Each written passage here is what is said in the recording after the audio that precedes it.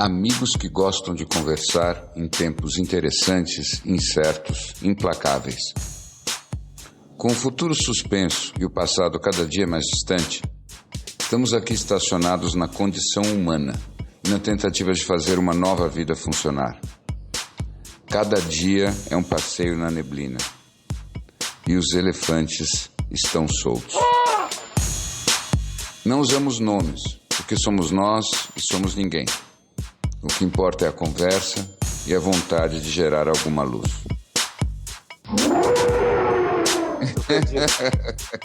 Eles cantavam: apesar de você, amanhã de ser outro dia. Assim, eles cantavam assim. Entendi. Legal, né? Mas é um fato. Né? Então... Será que o que se perdeu foi a esperança desse novo dia? Nossa, você já entrou de sola assim, Snow, né? Porque esse era meu tema de hoje, né? E nós não combinamos nada. Vocês sabem que teve um monte de comentários a respeito daquela minha diatribe da vez passada, né? Muitas coisas, assim, comentários variados, amigos se posicionando, coisas aconteceram, vidros sendo quebrados, assim, foi forte o negócio. Da minha parte aqui também. Mas vocês sabem que uma das coisas que as pessoas estavam puxando era justamente que parecia que eu só estava falando do medo. Tanto que algumas pessoas estavam dizendo assim, mas e os propósitos? E será que os propósitos não são mais importantes do que o medo? Será que os propósitos não resolvem tudo? Você tem que ter propósito. E foi tão forte essa série de perguntas que eu tive de várias pessoas e tudo mais, que eu até fiz um pouco de lição de casa. E eu cheguei à conclusão de que a gente estava no caminho certo mesmo. Por quê? Porque para a gente poder fazer com que a esperança entre em ação, porque a gente só se move por duas razões, né? O medo ou a esperança. Mas para a gente poder se mover pela esperança, a gente precisa resolver o medo primeiro. Tem até uma lição do Tim Ferriss legal, de um TED, em que ele explica isso, falando dos estoicos, de como nós precisamos primeiro fazer aquilo que ele chama de fear setting, quer dizer, trabalhar os medos para depois colocar os goal setting, para poder falar dos objetivos. E é por isso que eu acho, e eu vejo isso um monte de vezes por aí, que o follow your bliss, que tanto se fala, não funciona. Uhum. Tá? Por que não funciona? Porque sempre que você for atrás daquilo que você acha o máximo, você vai chegar em algum momento que você vai encontrar um grande obstáculo, ou você vai ter que fazer um grande sacrifício, ou vai simplesmente ficar chato no meio do caminho. E aí não é mais um bliss. Aí é um cross que você tem que carregar. Então, as pessoas que não estão preparadas para sacrificar alguma coisa no concreto, elas, na verdade, elas não se tornam as pessoas que vivem a partir do propósito. Elas se tornam só idealistas. Então, o negócio todo é a esperança em ação. Agora, você vive a esperança em ação por duas razões. Ou porque você tem um ideal tão grande que você faz o sacrifício e você paga o preço, ou porque você tem muito pouco a perder.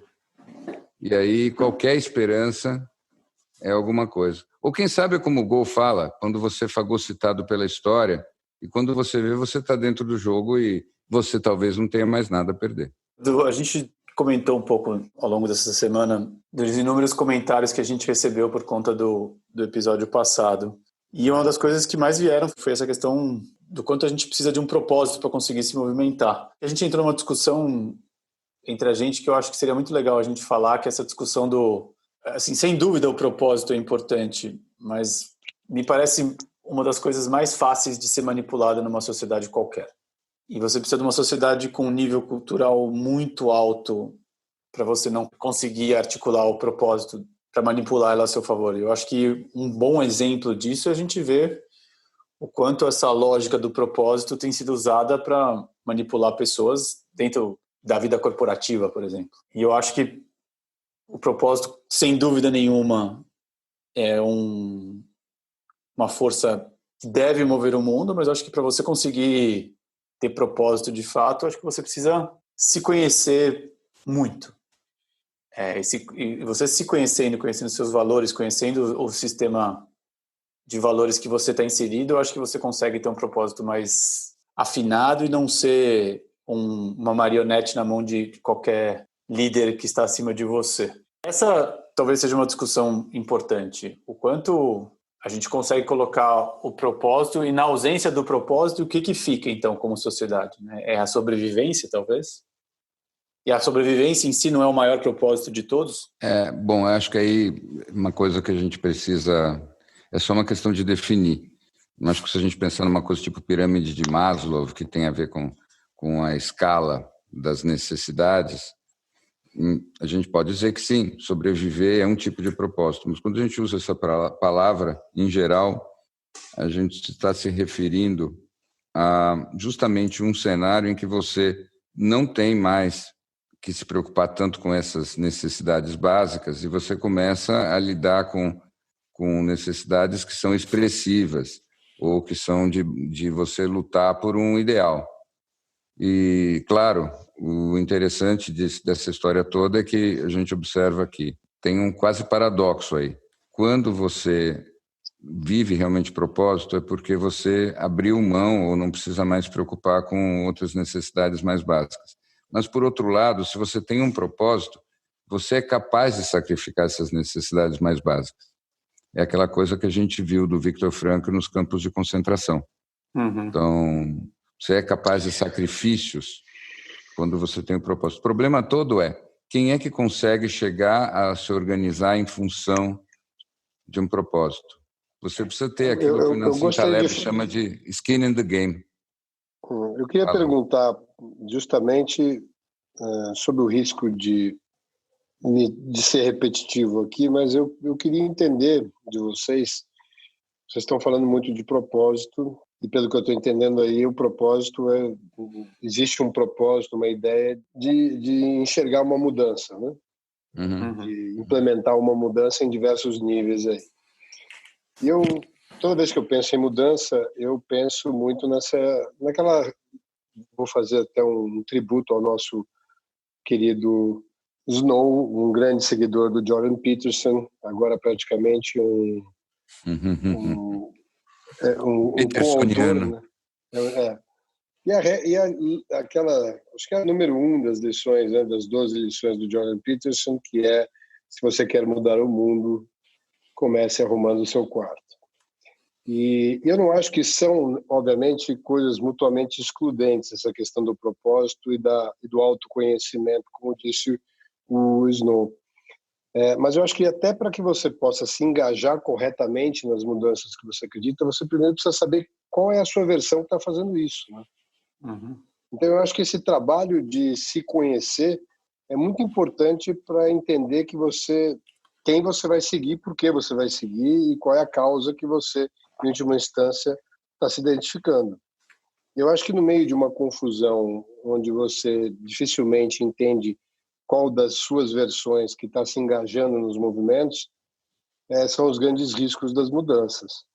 Porque, claro, o que a gente está assistindo aí hoje são pessoas manifestando dores das mais diversas, que são muito difíceis até de verbalizar, muitas delas com tudo bem, nós temos uma referência hoje, um ato racismo nos Estados Unidos, talvez um ato antidemocrático aqui, alguma coisa. Mas, no fim, o que existe é dor. É uma dor que não tem uma voz ainda, que não tem uma explicação, que não foi verbalizada. E acho que ela começa dessa história de você entender de onde vem essa dor. E esse processo de se auto-observar com muita parcimônia, que é quase como você, na medida que você está em altíssima velocidade, dá uma brecada aí naquela inércia de ver. E a inércia é você observando o que você normalmente faria sem fazer nada, em silêncio, para ver o que é essa versão, o que é esse padrão. E eu acho que esse é um exercício que você tem que fazer hoje muito mais antes de se engajar numa coisa maior. Olha, genial o que você falou. Claro que eu concordo. E, ao mesmo tempo, nós estamos vivendo um momento que talvez traga à tona uma outra camada disso. Porque talvez se a gente sempre funcionasse desse jeito que você disse, nunca teria acontecido a Revolução Francesa, por exemplo. O que eu estou pensando com todos os excessos destrutivos, falando um pouco do que está acontecendo pelo mundo aí, eu tenho certeza que nessa semana teve um monte de jovens que sentiram alguma coisa como um gosto de propósito. Claro que não é uma vida organizada em função de um propósito, porque você não consegue sustentar nada a longo prazo na tua vida se você é incapaz de arrumar o teu quarto. Mas que às vezes o coletivo simplesmente decreta que alguma coisa vai acontecer e ele faz essa coisa acontecer, e isso é uma coisa não só que a psicologia explica, mas a história mostra. Ou seja, para mim, eu não consigo deixar de achar incrível que uma população, uma humanidade que há 2 semanas atrás estava desesperada ante o risco de se reunir em aglomerações, resolve que vai se reunir em aglomerações, sim, e enche praças, um ao ombro do outro, e que quem falou em vírus mesmo, o que interessa é um outro sufocamento. Não é o sufocamento do vírus, mas o sufocamento do que as outras pessoas fazem, o que nós fazemos conosco mesmos, né? Então não é interessante isso? Muito. Não é um propósito, talvez, sustentável, mas é uma sensação de propósito, você não acha, Gô? Eu não tenho dúvida, eu não estou desmerecendo o propósito de maneira nenhuma. Eu estou sugerindo uma atividade quase paralela, né? Sim. Que acho que é uma oportunidade boa, ainda muito boa e ainda muito rica, desse ambiente de você observar o que seria um padrão seu de reação diante de Claro. de um ambiente como esse. Claro. Eu acho que é mais um play aí, né? Que também te aperta botões diferentes, no medo, na ansiedade. Algumas pessoas com quem eu conversei essa semana voltaram muito com o tema que o Larry Shine conversou conosco naquele episódio que teve com a gente, que é a sensação de falta de chão, né? Que a beira do caos, ali, é tão difícil de prever, que a sensação que existe é de um vazio inexplicável. E eu acho que eu vou chamar de um factoide, não é um factoide, é o que está acontecendo, mas são elementos também que servem para esse exercício, né? Como é que você está reagindo? E essa tua reação vai muito naquela linha do Sadhguru, né? De você, como você se prepara melhor para quando você realmente for. E eu acho que a gente está tendo simplesmente upgrades do mesmo jogo. Cada vez o jogo vai ficando mais interessante, com mais elementos, mas o propósito ainda é como é que você reage, como é que é teu padrão, como é que você se prepara melhor para tomar uma decisão de um lugar certo, para tomar uma decisão se é uma decisão de realmente jogar uma pedra, é uma decisão de quebrar, ou é uma decisão de andar e ajoelhar do lado de alguém que está protestando. Eu acho que isso vem muito do lugar que você sabe que você está, né? E é isso que eu estou sugerindo, não um processo mutuamente exclusivo. Sim. Eu acho que sim. O que eu vejo que está acontecendo no mundo, obviamente pensando nos Estados Unidos, mas aqui no Brasil, em vários lugares da Europa, é que tem essa sensação de eu não posso respirar, de sufocamento, que eu acho que é uma sensação que não só os negros americanos, mas todo mundo que está entre os miseráveis e os bilionários do mundo está sentindo há algumas décadas. Uma vida que está ficando cada vez mais cara, com um trabalho que está remunerando cada vez menos. E eu nem quero levantar aqui uma bandeira econômica e entrar no papo, mas eu queria entrar num papo muito na linha do que o Larry está falando. Eu acho que as pessoas nunca tiveram tanta possibilidade e nunca puderam entender que elas poderiam ser felizes, mas elas não são. E o que eu vejo é um sufocamento das pessoas de se perceberem infelizes. E eu acho que elas preferem estar numa praça gritando hoje, com esse vírus acontecendo, uma ao lado da outra, colocando a própria vida em risco, do que continuar vivendo essa vida sem sentido. Obviamente tem uma questão de sobrevivência, de não querer continuar vivendo essa vida miserável por um lado, mas eu não sei se as pessoas conseguem de fato ainda acessar esse lugar de um pouco mais de autoconsciência, de olhar e falar pelo que eu estou lutando. Eu acho que ainda é uma reação a esse medo, mais do que o medo, uma reação a uma insatisfação, a uma vida de aperto e de constrição que vem piorando há décadas. Mas eu acho que isso é um ponto bem importante, viu? Mas vocês acham mesmo, eu queria puxar isso aí, vocês acham mesmo que a vida está tão pior? Vocês acham que as pessoas eram mais felizes antes? Eu não tenho nenhuma certeza disso. Eu não tenho nenhuma certeza disso, mas eu acho que é até interessante, porque você vê o que aconteceu no Chile muito antes do Covid, e eu acompanhei muito de perto, porque eu ia muito ao Chile e nunca percebi essa atmosfera por lá. E um belo dia, simplesmente não se podia estar lá, né? E eu me lembro muito que uma das maiores dificuldades que o governo local tinha, o governo chileno, era encontrar alguém que conseguisse externalizar qual eram as demandas.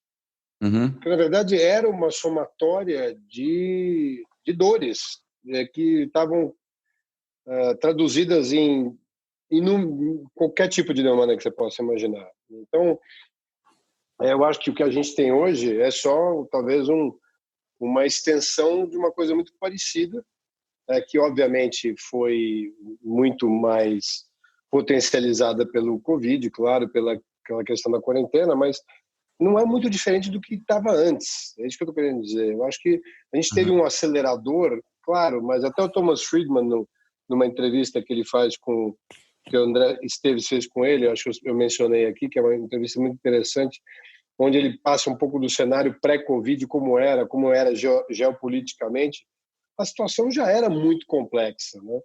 Então, o que a gente está vendo agora talvez seja um encontro de uma tendência que vinha ali, com talvez a questão econômica que nem começou ainda a impactar o número de desemprego altíssimo, ou seja, mais pessoas com mais dor, com mais tempo e com menos a perder, que faz com que você realmente vá à rua e transforme na Revolução Francesa, que é uma coisa que eu discuto com vocês já há algum tempo, que eu acho que os Estados Unidos, em especial, tem um diferencial que é mais perigoso, talvez, do que o resto do mundo até, é o fato de você ter uma população altamente armada. Na hora que você traduz dor dessa forma, você pode incorrer numa guerra civil, claro. Mas não sei se eu me estendi demais aqui, mas eu só estou querendo mostrar um paralelo de que eu não acho que as coisas eram muito diferentes antes nessa questão da dor. Potencializou muito. A vida da classe média tem dados e fatos que comprovam que ela está piorando no mundo há bons tempos.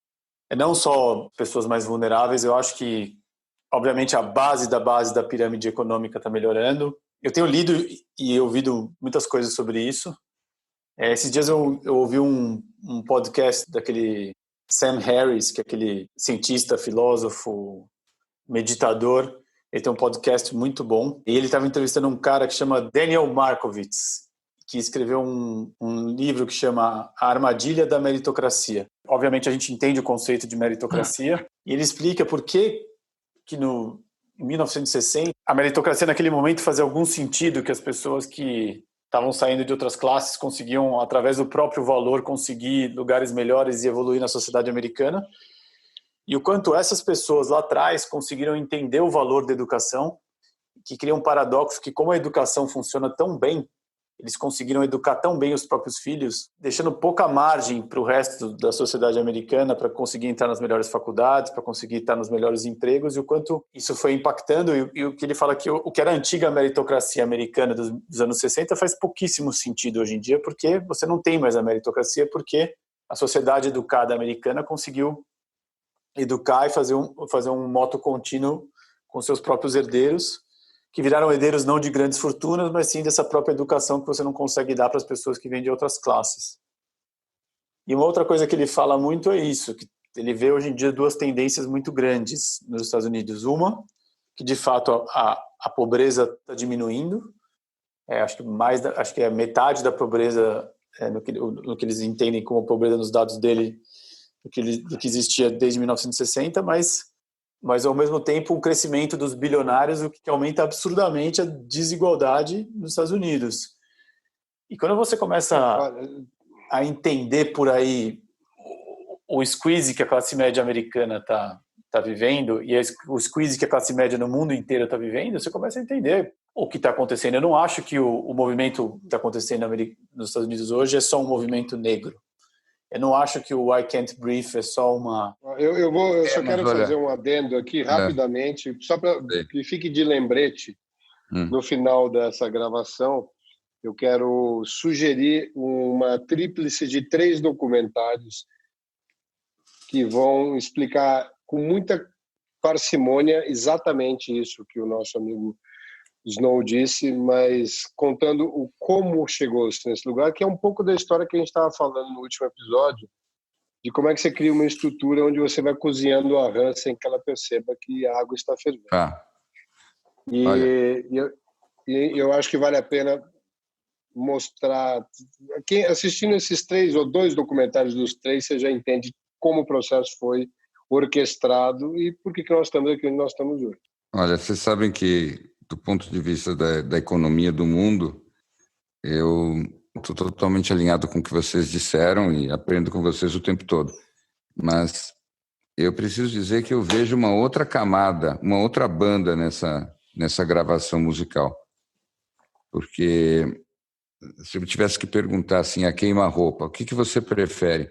Ser um negro americano de classe média hoje ou um negro americano de classe média nos anos 70? Eu 10 vezes preferia ser um negro americano de classe média hoje. Porque, sim, a classe média está... Até porque o outro não existia, né? A classe média está, sim, esmagada, sim, realmente, classe média nos países desenvolvidos, décadas atrás, era uma coisa que tinha esperança e a classe média de hoje em dia não tem. Mas, para mim, isso é só uma dimensão da história. Quando você pensa na subjetividade das pessoas médias, eu estou convencido que, décadas atrás, a subjetividade de uma pessoa comum era quase que um deserto comparado com o que é hoje. Então, para mim, tudo o que está acontecendo lembra um pouco aquela experiência de uma pessoa quando começa a fazer terapia. A primeira impressão que ela tem durante uns tempos, quando ela começa a fazer terapia, é que a vida dela toda é uma porcaria. Que tudo que ela pensava que tinha valor não é bem assim, que está tudo errado, é muita dor, muito sofrimento, um monte de coisa horrível que finalmente ela põe para fora. Agora, a vida dela está andando para frente, porque ela finalmente está fazendo terapia. Eu, pelo menos, acredito muito nisso. Então, o que me parece? Hoje em dia, a pessoa média ela tem uma expectativa em relação à vida que a pessoa média de 50 anos atrás nem sonhava em ter. 50 anos atrás, voltando para aquela história da pirâmide de Maslow, as pessoas achavam assim, que se elas trouxessem leite para casa e conseguissem levar os filhos a um padrão um pouco melhor, já estava tudo bem. Hoje em dia, o nível da expectativa das pessoas é muito mais diferenciado, é multifacetado e tudo mais. As condições econômicas para realizar os sonhos, eu acho que, de fato, não estão melhores. Para a classe média, em especial, estão pioradas mesmo. Mas, de qualquer maneira, o simples fato de você ter acesso a como é que o mundo funciona é uma coisa inacreditável. Hoje em dia, você pode saber como é que os outros vivem. 40 anos atrás, as diferenças de classe social significavam universos totalmente estanques. Mas você não acha que isso uma riqueza? Você não acha que isso por si só já não aumenta a tristeza das pessoas porque elas podem se comparar com as outras e elas conseguem ver o nível de vida miserável que elas vivem? Eu concordo com você, mas o meu ponto todo é que eu não acho que emoções negativas per se sejam um andar para trás. Eu prefiro uma emoção negativa do que uma anestesia ignorante. Eu acho que o típico cidadão de classe média americano dos anos 50, por exemplo, que começava a se empolgar porque estava comprando sua primeira geladeira Frigidaire e o seu primeiro Chevrolet, não sei mais o quê, e achava que aquilo era vítima do sobrinho do Freud. Exatamente, aquilo lá era um horror. Os caras estavam lá, eles eram gado. Total. E eles não sabiam, eles se sentiam protagonistas do capitalismo internacional, mas eram gado. Então, a consciência das pessoas tem, eu acho, aumentado. E isso tem produzido muita dor, porque, infelizmente, a história da humanidade tem uma quantidade de dor acumulada que não se resolve com bons discursos de bons políticos bem-intencionados, ainda que eles sejam muito poucos. Mas essa dor acumulada, ela tem que ser resolvida, esse saldo tem que ser pago. Então, quando você para pensar que existem há quanto tempo leis contra racismo nos Estados Unidos? 40 anos. 40, então, 50 que anos. adianta ter essas leis? Então, é aquela história. Você está lá preocupado em ser sufocado pelo Covid e você é sufocado até a morte por um policial. É o fim da picada, né? Então, da mesma forma, a gente tem um karma aqui no Brasil, a gente não precisa ir tão longe, né? Nós temos um karma aqui de desigualdade social que vai ter que ser saudado de algum jeito, alguma hora. A gente acreditar que isso vai continuar indefinidamente assim e o karma não vai nos pegar é muita inocência. Então, agora, como e quando, não tenho a menor ideia. Você definiu bem, existe um ganho absurdo de consciência. E esse ganho absurdo de consciência, nesse momento, faz com que todos estejamos menos satisfeitos e felizes. E isso não necessariamente é ruim. Eu acho que é isso que vai fazer a gente evoluir como sociedade. Mas é para resolver muita dor e vai vir com muita dor o vídeo que está acontecendo nos Estados Unidos hoje, o que aconteceu aqui, no Chile, pode ser que se repita no mundo em muitos lugares. Vem muita coisa pela frente, vocês não acham? Sim. Vem muita coisa. O Larry Gold falou do Thomas Friedman, ele escreveu hoje um artigo no New York Times que eu achei muito bom. Ele falou, sim, América, nós a quebramos, alguma coisa nesse sentido. Que ele fala de um amigo imigrante dele que fala que ele fala que a América não era uma bola de rugby para eles ficarem jogando por aí, que a América era um ovo Fabergé. Isso, genial, né? Ele é bom demais. Ele é bom, e é isso. Assim, o ovo se quebrou. E talvez nasça alguma coisa daí. Ou pode ser que a gente possa rever também a capacidade da América de inventar novas narrativas e recolar esse ovo com super bonders mitológicas e narrativas incríveis. Também não duvido dessa hipótese. Mas isso, queridão, isso daí é só ganhar tempo, não? Você só ganhar tempo. Nós sabemos, eu acho que isso é um espírito que tem marcado nossas conversas desde o começo. A gente fosforila, a gente filosofa, a gente brinca, a gente joga a bola, seja um Fabergé, seja bola de futebol de um lado para o outro, mas a gente acredita que a verdade nos libertará. Então, existe uma realidade aí que vai além das narrativas. Então, pode ser que a gente ganhe tempo, pode ser que a América ganhe tempo, o Brasil ganhe tempo, na nossa própria vida a gente ganha tempo, mas continua a verdade que o precário desaba, continua a verdade que uma hora a gente paga as contas. E elas todas estão vindo numa velocidade estonteante, né? O que está vindo de boleto todo dia para a humanidade é brincadeira, né? Ô, Let It Go, você nos deixou engajado até o fim dessa conversa para que a gente possa saber quais são esses documentários que elucidam como é que essa situação chegou até aqui. Um livrinho, você pode nos contar? Eu acho que tem uma confluência de fatores interessantes aí que aconteceram principalmente nos Estados Unidos nos anos 70 e que início dos anos 80 e que foram exportados para o resto do mundo como um modelo aí que agiu em 3 frentes importantes, que eu acho que é na frente da educação, na frente da comunicação e na área jurídica. E eu acho que existem alguns documentários que explicam partes disso. Eu acho que na parte de justiça e talvez de comunicação talvez até um pouco menos, tem um documentário interessante daquele ex-secretário de de trabalho, acho que do Clinton, acho que é Robert Wright, se não me engano, ou é James Wright, uma coisa assim, e acho que chama, o inglês é Inequality for All, mas acho que esteve por uns tempos no Netflix, ele é acho que de 2013 ou 14, seria alguma coisa de desigualdade para todos.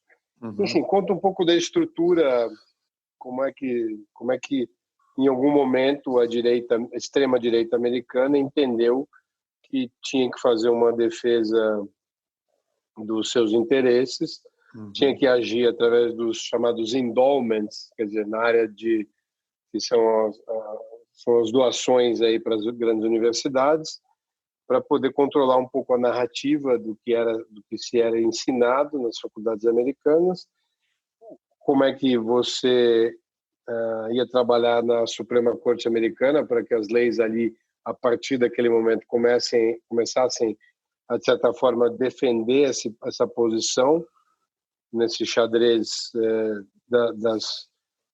tributário, né? E a terceira é a criação da Fox News, né? Que você consegue, quem não assistiu ainda, não sei se tem aqui no Brasil, mas se já chegou eu sei que nos Estados Unidos está na Showtime, o Loudest Voice, que é com o Russell Crowe, que conta a história de como nasceu a Fox News, e aí você entende esse terceiro vértice dessa pirâmide que explica como se construiu esse caldeirão que inverteu o que era no início dos anos 80. Um CEO que ganhasse acima de $1 milhão era taxado em chegava a ser até a 80%, e, portanto, fazia todo sentido distribuir os resultados das empresas nas várias camadas dos funcionários, predominantemente no que seria o middle management, né? Então, portanto, a classe média, em última instância, e como isso se inverteu a ponto isso acho que o documentário mostra muito bem, através desses sistemas dos trusts, etc. Você hoje talvez tenha as menores cargas tributárias americanas nessas sucessões aí de heranças e até em ganho de capital, que é a menor taxa possível dentro do guarda-chuva de impostos que tem hoje nos Estados Unidos. Mas qual documentário que é esse? É o do... Eu preciso fazer uma volta aqui para lembrar onde eu assisti o quê, mas eu me lembro que esse Desigualdade para Todos, for All, que tem o 1 e o 2, eu acho que já tem uma sequência, fala um pouco disso. O Loudest Voice, que é essa história do Fox News, que é bem interessante, porque ele acompanha desde o Reagan e vai até o Trump. Então ele conta como foi os bastidores dessa história toda e a origem do fake news. Acho que é interessante nesse aspecto também. Já que estamos nessa, deixa eu dar uma dica também. Eu estava fuçando as coisas e, como a gente sabe, né, a gente nunca é original. Então eu estava pensando naquele meu insight da conversa passada e fui fuçando e descobri um livro incrível. De certa maneira, fala de muito daquilo que eu intuí, já publicado, acho que em 2015. Se chama The Coddling of the American Mind, que é do Jonathan Haidt. Um livro que eu recomendo muito, onde ele começa a discutir, porque ele é um psicólogo social, e ele começa a discutir nas universidades americanas como a tentativa de proteger as sensibilidades de qualquer coisa que pudesse ser ameaçadora ou desagradável, estava deixando as pessoas incapazes de pensar a realidade. Então era alguma coisa do tipo assim, você não podia, num curso de direito, você não estava podendo mais usar a palavra estupro, porque no caso de alguém ter passado por alguma coisa assim, isso ia provocar um retorno do trauma.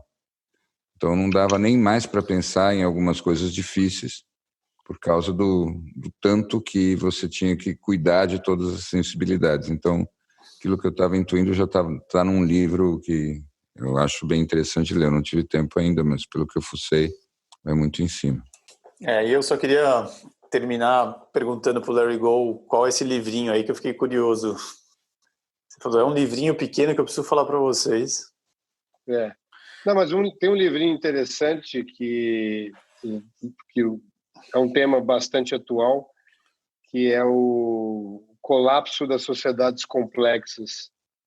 Não sei se já tiveram chance de ler. A autora agora, obviamente, eu não vou me lembrar, mas deve ser simples de olhar, de achar aí. Esse, incrivelmente, é um livro, não é novo, deve ter aí seus 20 anos, mas é impressionantemente atual. Eu tenho ouvido muito esse podcast do Sam Harris e essa entrevista desse Daniel Markovits, que ele fala, que esse cara que fala da The Meritocracy Trap, infelizmente não tem em português ainda, mas esse Daniel Markovits, ele traz dados incríveis do crescimento da desigualdade americana. Acho que ajuda a explicar muito o que a gente está vendo, o que está acontecendo lá há um bom tempo e, obviamente, de forma mais aguda aí nos últimos dias. Acho que vale muito a pena ouvir. Esse podcast do Sam Harris chama Making Sense. Como é que chama? Making Sense. Making Sense.